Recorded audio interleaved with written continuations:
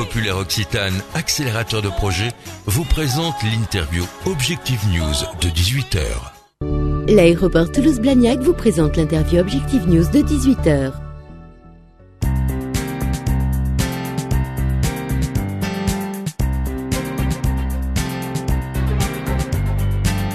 Bonsoir à tous, bienvenue sur objectifnews.tv. Nous sommes en compagnie de Jacques-Antoine Darricot. Bonsoir. Bonsoir. Vous êtes directeur au sein de Toulouse Tech Transfer, la société d'accélération de transfert de technologie du pôle aéronautique, espace et transport.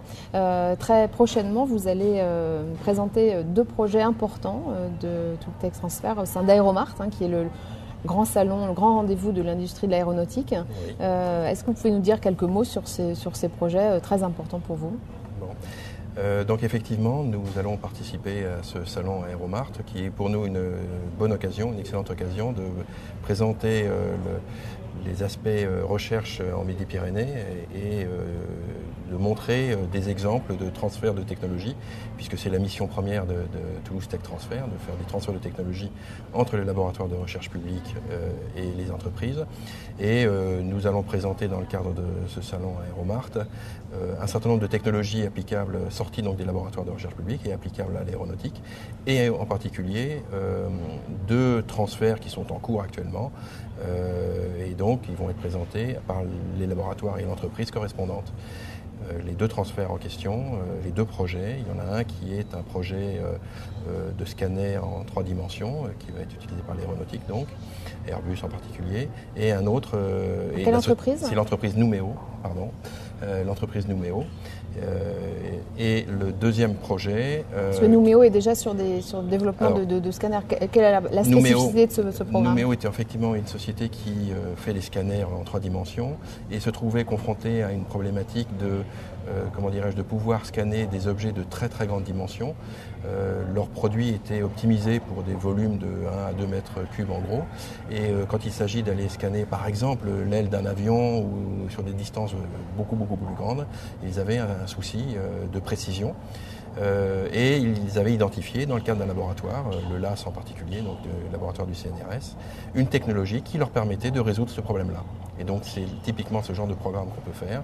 Nous avons aidé l'entreprise en prenant en charge l'adaptation, l'industrialisation de la technologie en question, de manière à ce qu'ils puissent l'intégrer beaucoup plus facilement dans leurs produits. Ça permet effectivement, ce que vous venez de nous dire, de comprendre vraiment l'utilité de tout le test transfert et son rôle précis.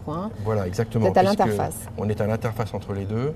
Il y avait, dans cette opération, nous avons pris une technologie, certes, qui était intéressante, prouvée d'un point de vue fonctionnement, concept, mais qui n'était pas dans un état utilisable industriellement et qu'il fallait transformer pour être utilisable dans le cadre d'un produit industriel.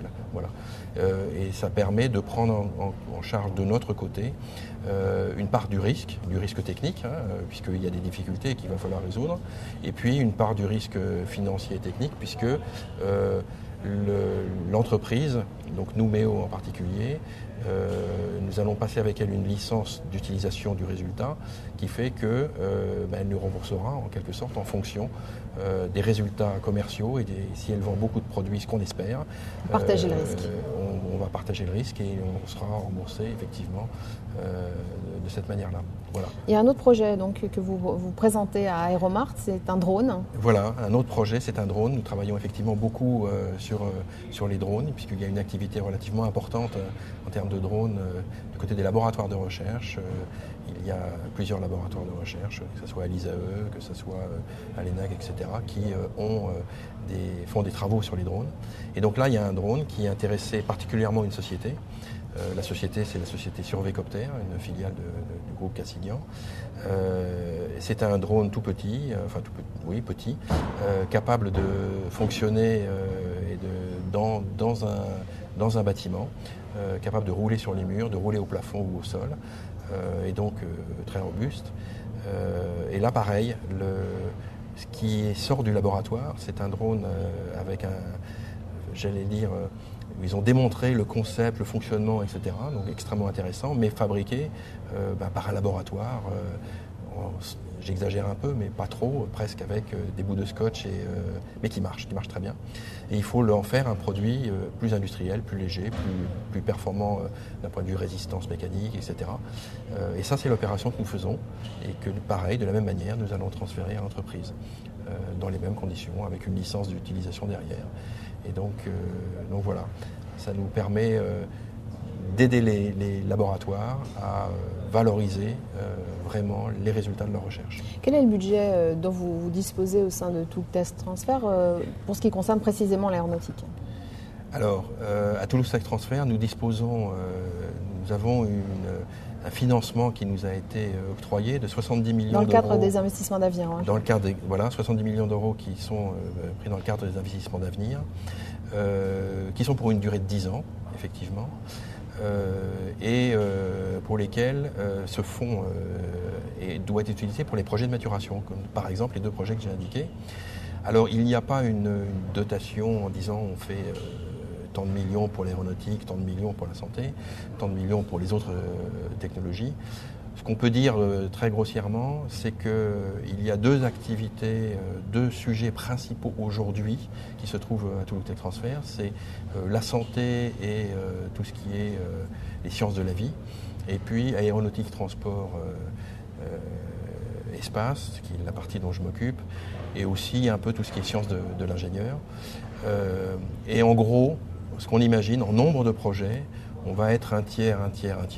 C'est-à-dire un tiers pour les sciences de la vie, santé, un tiers pour l'aéronautique, espace, transport, et puis un autre tiers pour les autres technologies. Ça peut être les green tech, ça peut être les TIC, ça peut être toutes ces autres technologies qu'on ne néglige pas parce qu'on couvre à peu près tout. Voilà.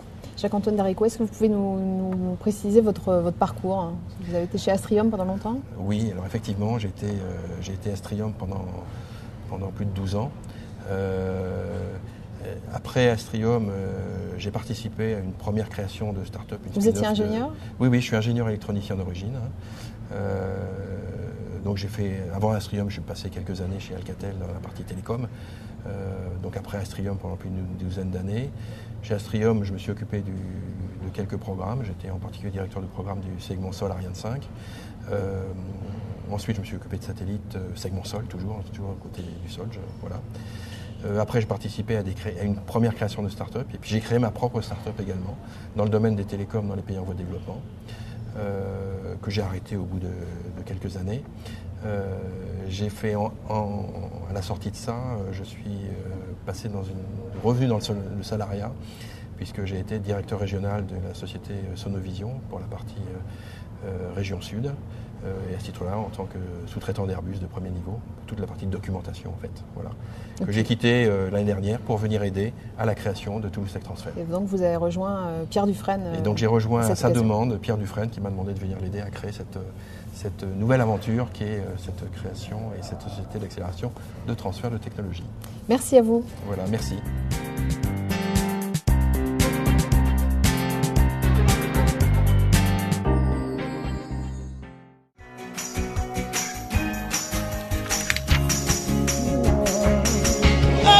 Banque Populaire Occitane, accélérateur de projet, vous a présenté l'interview Objective News de 18h. L'aéroport Toulouse-Blagnac vous a présenté l'interview Objective News de 18h.